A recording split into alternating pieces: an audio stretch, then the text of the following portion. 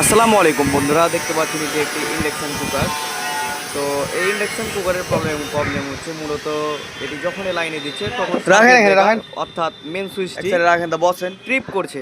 বসেন বসেন। তো চুলাটা অ্যাকচুয়ালি এটি শর্ট, পুরোটাই চুলা। তো আমি খোলার পর দেখতে পাচ্ছেন আমি খুলেছিলাম চুলাটা, আর এই তারের কয়েলটা, মানে যে কয়েলটা, এটা ফুল কপারের কয়েল, খুব উন্নত মানের কয়েল।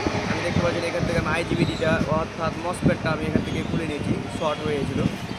তো আমি এর পরিবর্তে আমি আমি এখানে দেখতে পাচ্ছেন বোর্ডটির অবস্থা এর আগেও অনেকবার কাজ করা হয়েছে। এতে তো আমি ভালোভাবে যতটুকু কেন, কখন সম্ভব যাবেন আমি আপনি? ভালোভাবে কাজ করব, চেষ্টা করব। তো কখন এই যাবেন? আইজিবিটি দেখতে পাচ্ছেন, আইজিবিটি আমি নতুন একটি আইজিবিটি দেখতে পাচ্ছেন নিয়েছি। এটি হচ্ছে HR 1203 আইজিবিটির নাম্বার, আর যেটি লাগানো ছিল এটি 120N। আপনারা হয়তো বা দেখতে পাচ্ছেন। তো 25 সেন্ট। তো আমি ওইটার পরিবর্তে আমি এই আইজিবিটি লাগাবো, ইনশাল্লাহ আমার চুলাটি আগের মতো চলবে। তো আমার এই ভিডিওটি ভালো লাগলো।